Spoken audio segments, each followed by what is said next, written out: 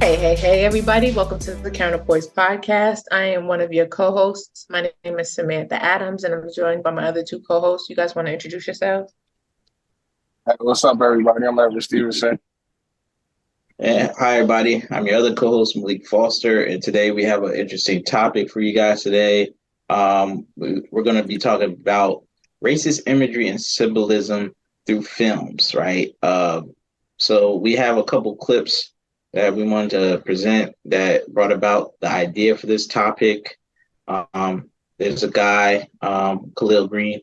I don't know if you guys heard of him. He's going to be explaining some of the stuff, and we'll react and give you our thoughts and our opinions about the topic. I'm about to share my screen and show you guys in 1 second here.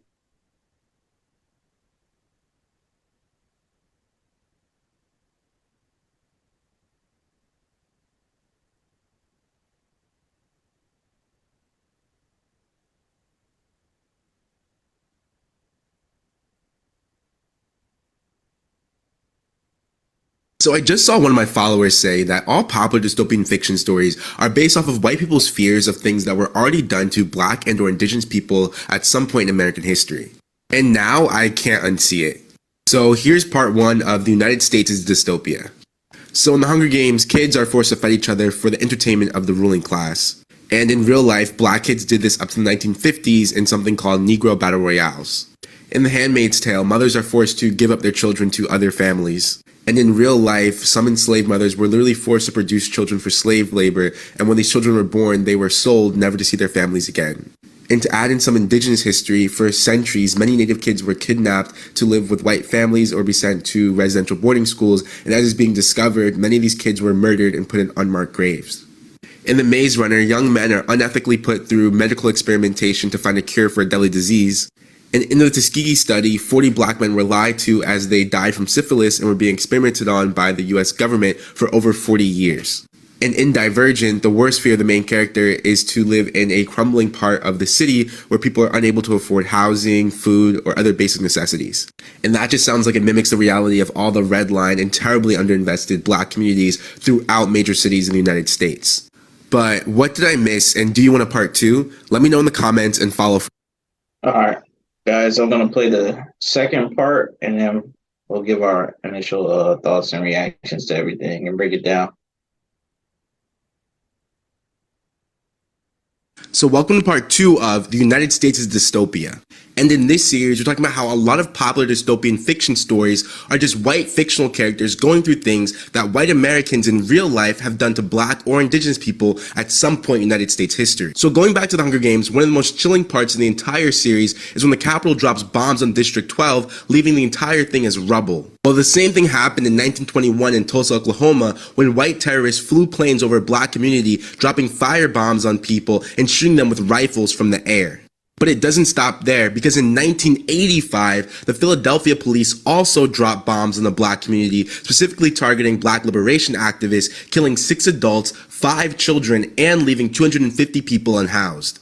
Moving on, in Fahrenheit 451, books are destroyed to keep the general population from reading.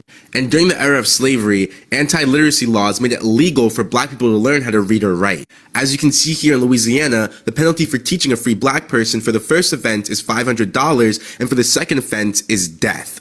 Similarly, in The Giver, the people have their entire history and culture erased and are forbidden from learning about their past, much like the ethnocide that took place on enslaved black Americans who were taken from Africa, or the destruction of history and culture that took place against Native Americans as white people tried to assimilate them.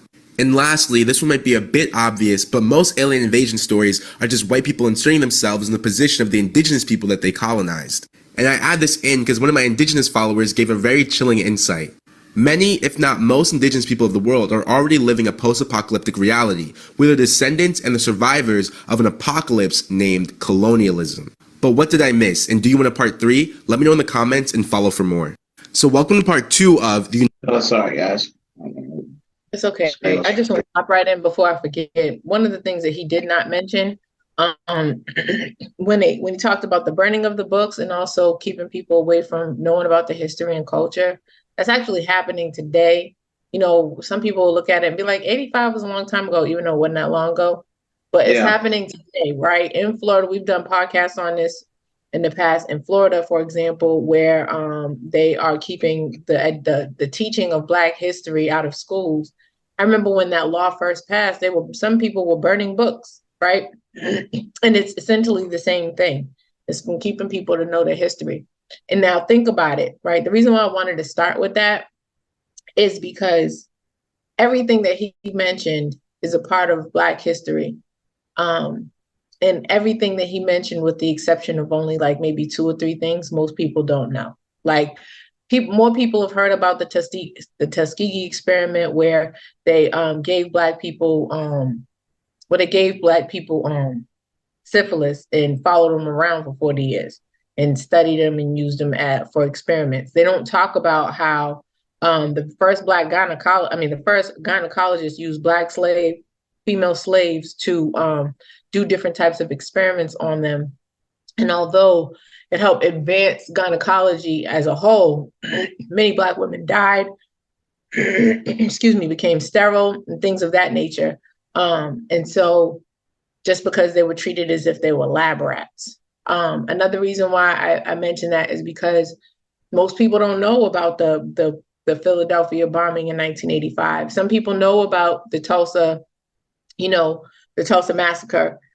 Excuse me, guys. About the Tulsa massacre, with a thriving city with Black people, just really doing very well economically, and how white people got mad and bombed it like it was a war zone. There's so many other examples. These are just a few. And so when you talk about dystopia, you talk about a condition that Black people have been placed in by those that have oppressed Black people throughout history. And then they make a movie about it and take the Black people out and put white people in. And then it becomes glamorized, like, oh my God, everybody's seen the Hunger Games, but nobody talks about how it's like, yeah, we're separating families like they would in slavery for the enjoyment and entertainment of the upper class. Or in slavery times, they were upper class, but they were white, right? So I think a lot of times things get missed because people don't know the history. Yeah, I would like to add on that. Yeah, you're right, Sam. Things do get missed because people don't know their history, and like people let things go because of the time frame, but it still affects Black people and other indigenous people today, right? Especially when we talk about Black Americans, right? There's all this talk and debate going on today about reparations, and in the video, the guy eloquently explained that, these are some atrocities that happen, and Black people still haven't gotten their compensation for just compensation, right? So we could take Tulsa, for example, 1921, those bombings and what they did to that community. Those survivors, the courts already just said, like, no, we're not going to give them anything. And it's like, people are still going to have to keep fighting because, they're just not trying to admit any of those wrongdoings in some of the biggest moments in African American history, especially today, right? Maybe back then when it wasn't like we didn't have social media, we didn't have, the way media works today. So anytime you give Black people something for any past wrongdoing, it's like setting a precedent. And I believe a lot of the judicial systems and the legislators don't want to be the ones that set that precedent, especially if they are suspected white supremacists or white supremacists, right? Because a lot of those are the kind of people in charge. Unfortunately, in this country, they have infiltrated all areas of activity according to, many areas of activity, such as the judicial system and the legislature, according to the United States government, right? I believe it was FBI or CIA. They said, yeah, a lot of white supremacists have infiltrated judicial systems and the legislature. So you can see why, there's a longstanding history of that problem and why Black people have this, situation going on, and a lot of dystopian examples that white supremacists are taking and twisting to alter history. It's not the first time. Like, we can even think about Napoleon. He didn't like the nose. He tried to change that. He literally changed that. But, in history, they have a lot of the Egyptians are white or Arabs, right? And they consider Arabs white. So we can go with white. Well, at least in this country they do. But Egypt was a very big kingdom, right? The kingdom of Egypt. It stretched all the way down to Sudan because there's more pyramids in the Sudan than there is in Egypt. And the Sudan, those people are very dark. Of course, they have some Arab people as well. Just like Egypt, they have some black people as well. But you would think it's more Arab because it's Muslim countries, right? Muslim dominated countries. So these are some of the things that they try to twist and turn. Any kind of great things done in history or great achievements, they kind of try to give it to a white person. Even Thomas Edison, it was said that he stole some of his assistants' inventions. Who was black, or some black guy, I believe. He was Louis working with Latimer. I got you. Latimer. Latimer. Okay, Louis go ahead. Latimer invented the light bulb filament because with Thomas Edison, the light bulb continued to burn out quickly. But Louis Latimer, a black man, is the one who created the filament to help keep it on. There was somebody who sued. I don't know if it was Louis Latimer, but somebody sued Thomas Edison for the how they had the car, the phone for the railroad car or something, like some invention for the inside the train. They sued him for that. Louis Latimer had two inventions. There was that, and then I think the other one had to do with the telephone. But like the railroad telephone, not the actual telephone at your house, but the railroad. No, it had something to do to make the phone work. I can't remember what it is. I have to look it up. But Louis Latimer is the person that I believe that you're thinking of, because neither one of those inventions would have completely worked without him. But I was just saying all that to say I don't have the exact facts. Excuse me for that. But basically what I'm saying is there's a lot of white people or suspected white supremacists, I should say, that will twist things like that, or steal like great things or try to demean black people's accomplishments. But yeah, you want to get in here? Go ahead. I'm talking for a minute. Thank you. So my initial thoughts on the clips and everything that we saw, definitely something that I can see, you know what I'm saying, being true, because again, there weren't so many heinous activities that taking place in America, especially to people indigenous and of color. One of the things that I also think that was really telling was the fact that they talked about how, again, teaching people away from their culture. And I think one of the first things that we saw within that, was, this wasn't a dystopian movie, and it was kind of was a fan for black people, but, you think about Roots as another one, you know what I'm saying? That scene where, he's kind of trying to break Kunta into Toby, you know what I'm saying? And we talked about this in the past again, when we talked about the letter. I cannot think of it off the top of my head, but the letter, I guess that was mentioned, the Willie Lynch letter. Thank you. That kind of reference, you know what I'm saying? So much of how, to kind of rob people of their culture, how to, distinguish and break up families and homes. And I think while Willie Lynch was not nothing that Willie Lynch wasn't anything that we definitely didn't see. It was like in the movie per se. I think additives from that have been displayed in different films that we watched. And so I definitely feel like the topic is one of interest, and it's kind of sad to see how it is, but that's definitely some of my initial thoughts on just some of the stuff that he was talking about. Yeah, and just so you guys know, like there's so many other examples that haven't even been mentioned. I mean, for what it's worth, the parallels between this Black dystopia and these movies can apply to more than one circumstance and situation that has happened throughout history and leading up to today.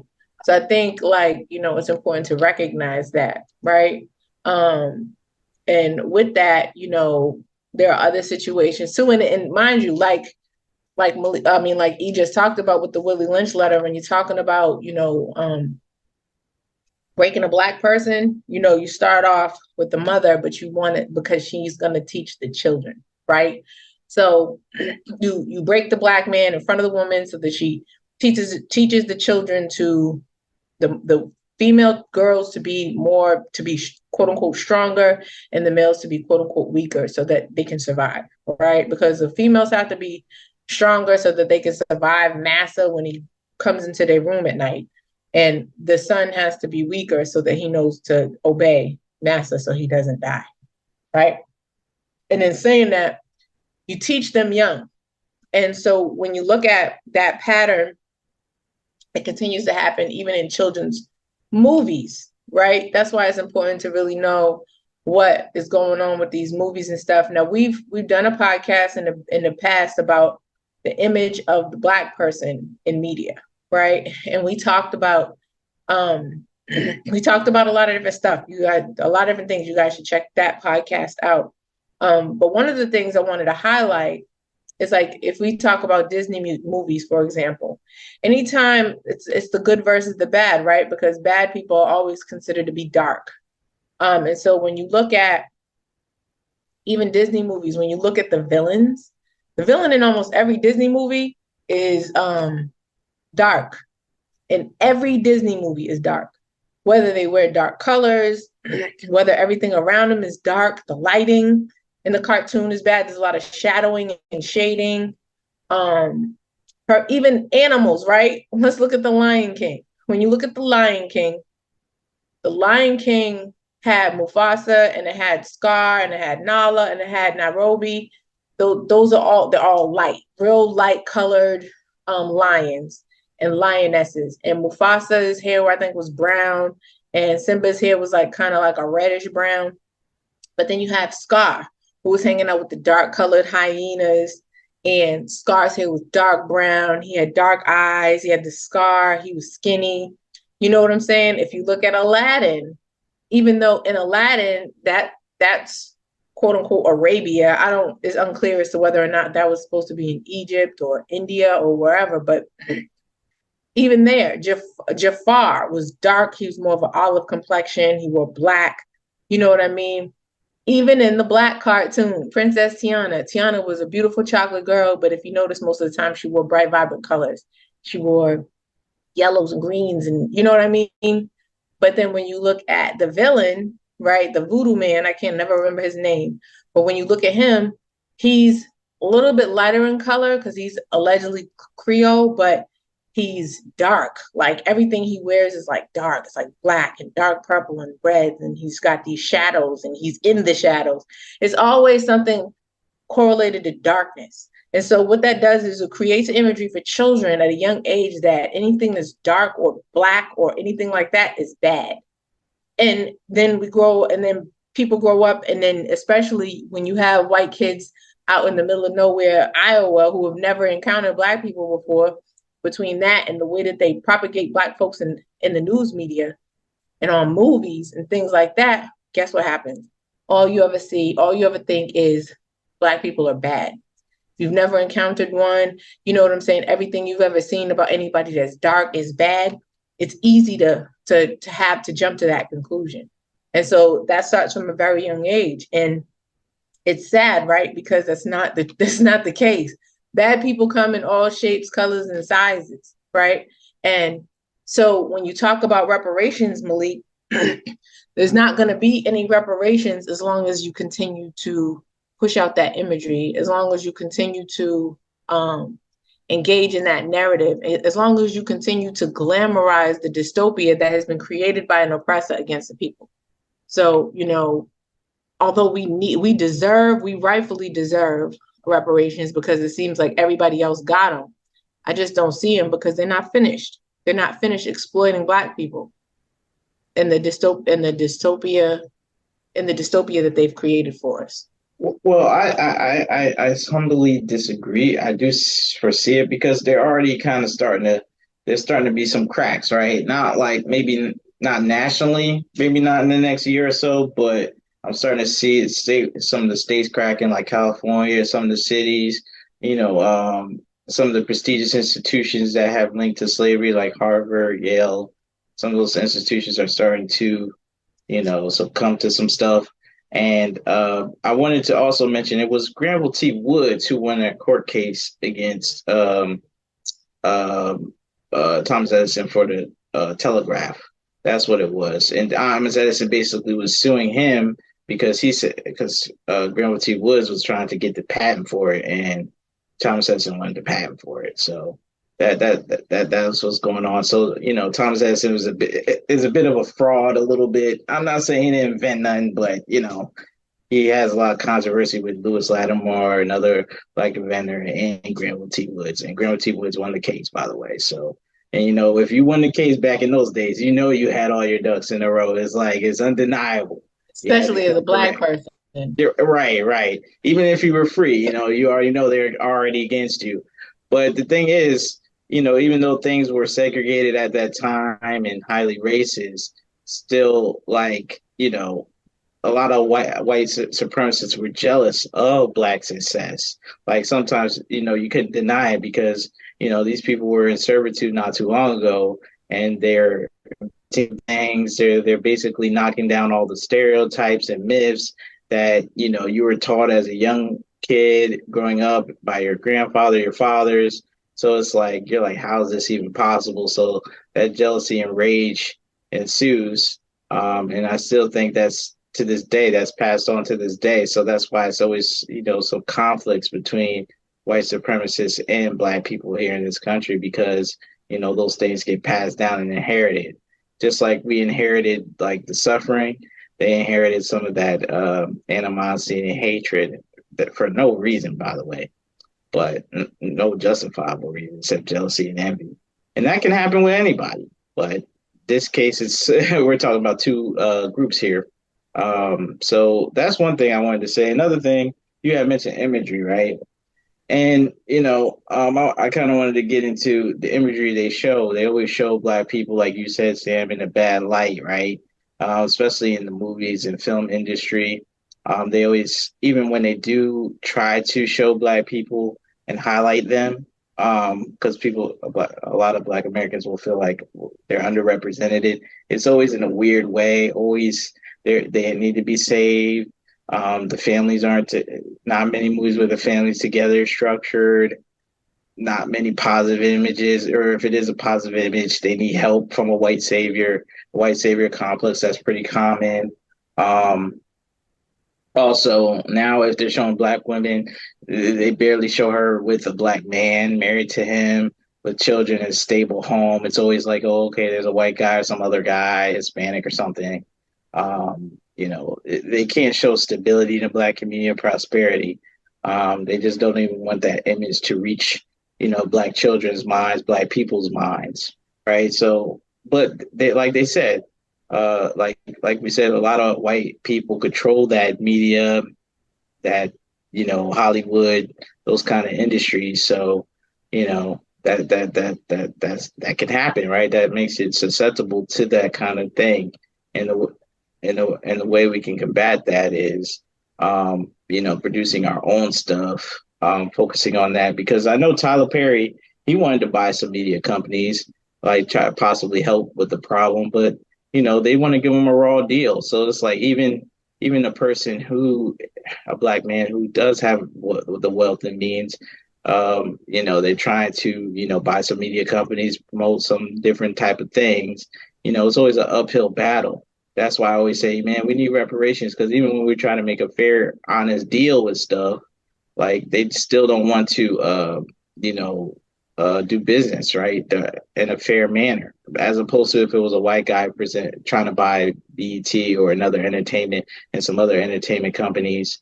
Because I think it was BET and some other company, not just BET. They would have probably got a better deal. Because he's like, why would you overpay for something that's not even making money like that? Right. Like, I agree with everything you said. The only pushback I have, I think you and I both agree that this pushback about reparations. The reason why I say it's not going to happen is, even though there are cracks, I just don't see the federal government giving out reparations like they should and should have. Well, I think so, but go ahead. No, I agree with that statement. I think that it definitely can be done on a more grander scale, especially when we're talking about reparations. One, I want to tie it back into the show topic of showing, like, one of the solutions that I think that some And I think this is why it's important to have organizations and groups and to have some levels of unity so that you can have certain levels of representation. But I think like when we see these type of movies come out or these films that display certain types of trauma that have been experienced by certain groups, um, proceeds from those type of films or things of that nature should go back to individuals who had to suffer through those type of crimes or those type of issues that they may have displayed, right? So I think it was an amazing one that he talked about, testing and trying, or giving people, diseases or certain certain illnesses. You know what I'm saying? Okay, well, the victims of, say, the Tuskegee Airmen who had to go through the syphilis testing, those individuals or decedents of those individuals should be able to receive some type of, compensation from that movie because you're kind of portraying some of their life in a sense. So I think that could be one thing, but when we talk about it on a grand scale for race, I definitely feel like that's something that we have to hold some of our senators or some of our senators or some of our excuse me, some of our senators and House representatives in place and position, because that would then, try to put the pressure on them. But I do think that that's tough. And it's something time as long as we're receiving reparations for the loss of their slaves, you know what I'm saying? And we're able to ensure to receive compensation upon the death of certain ones. When we talk about, when they talked about in the video clip, kids fighting, that was some of the first people who were boxers were slaves, and they would take them around and fight with other slaves, different plantations. So, there's definitely been a lot of display of some of our trauma on the main screen, and I think that one of the ways that we can resolve that is by, like I said, trying to advocate for victims of those harms or decedents of victims of those harms to receive some type of compensations from these families if they make hundreds of millions of dollars.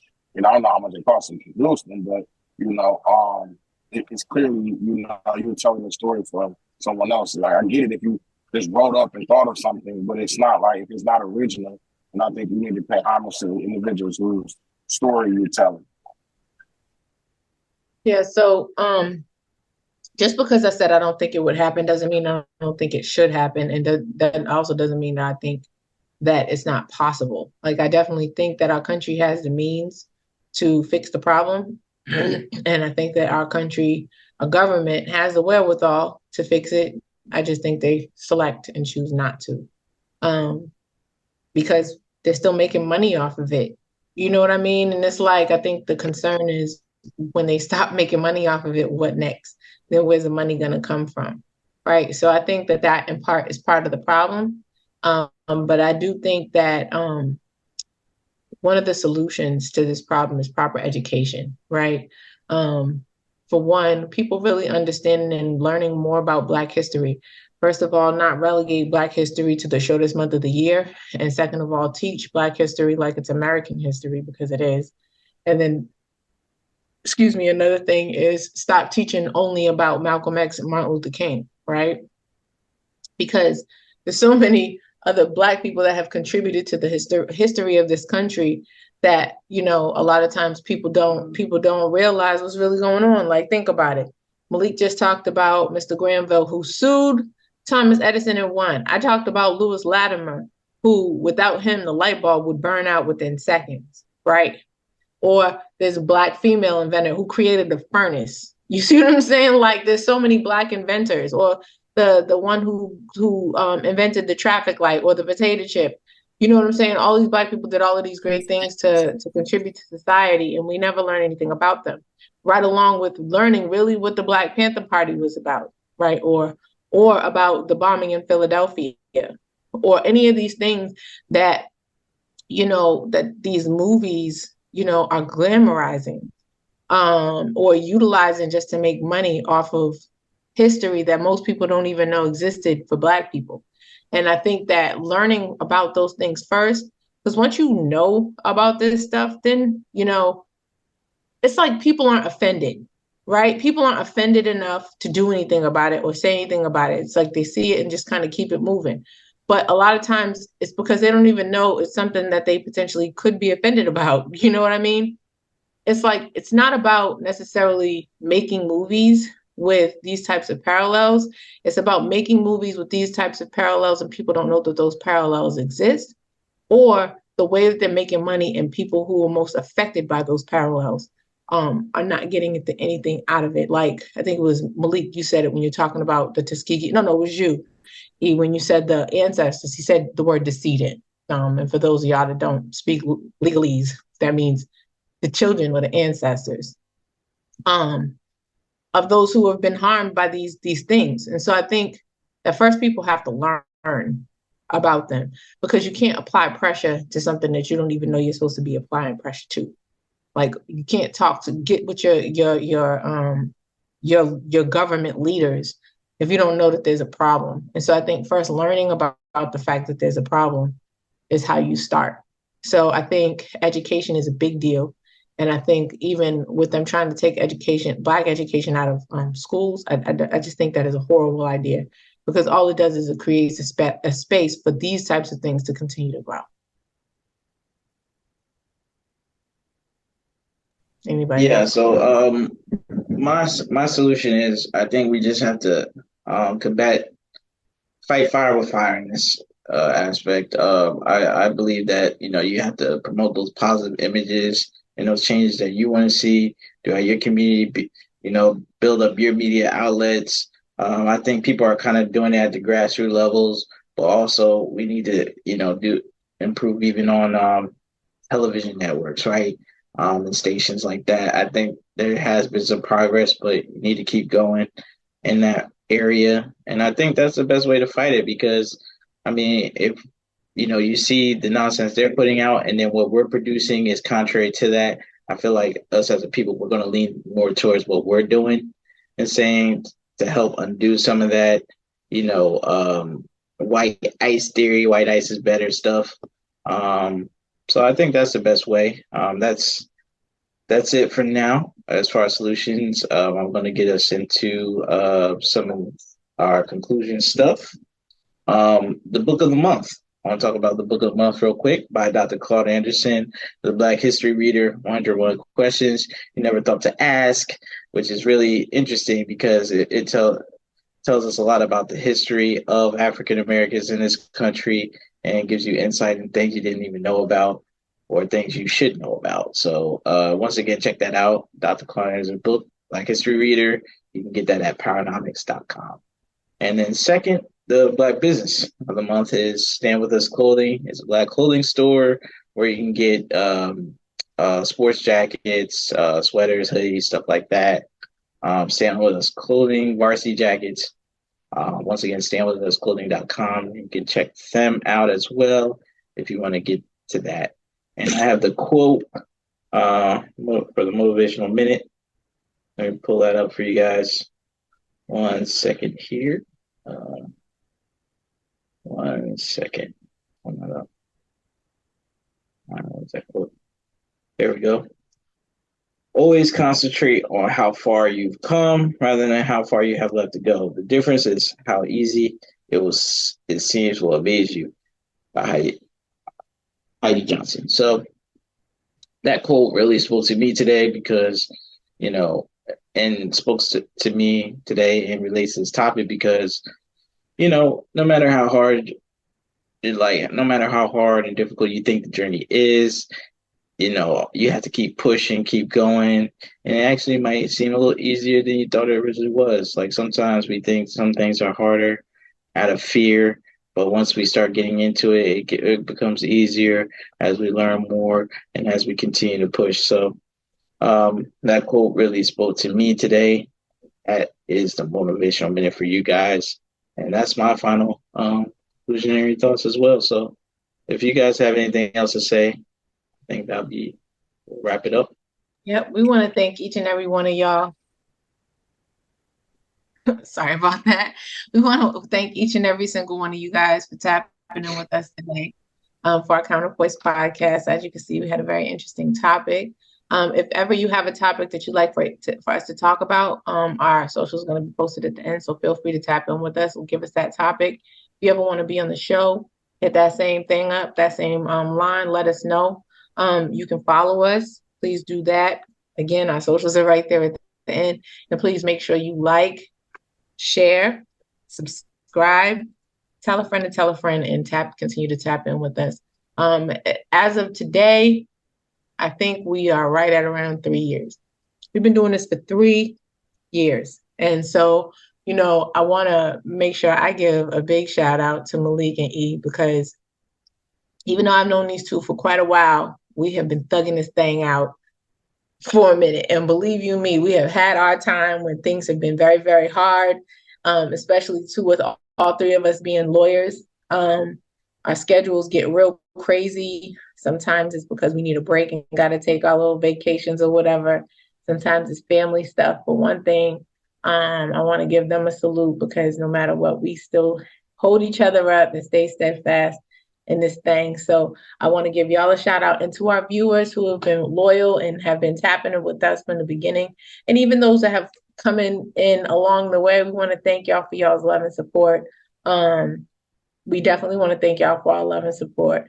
For loving and supporting us. So again, the topics that you want to just holler at us, you want to get in here. Oh, another thing, every Wednesday, please make sure you tap in with us on Instagram for our What's Up Wednesday segment. That's at around 8:30 p.m. Eastern Standard Time. And when you see this, it's around 1:30 on a Saturday. So we love y'all again, and thank y'all so much. I don't know if because little did y'all know, let's just go ahead and put it out there since he ain't been really saying too much. I don't know if y'all noticed he was a little laggy. E said, look I'm out of town. And things is not really always easy, but I'm going to make sure I show up for my supporters. So shout out to E for making sure you tapped in anyway.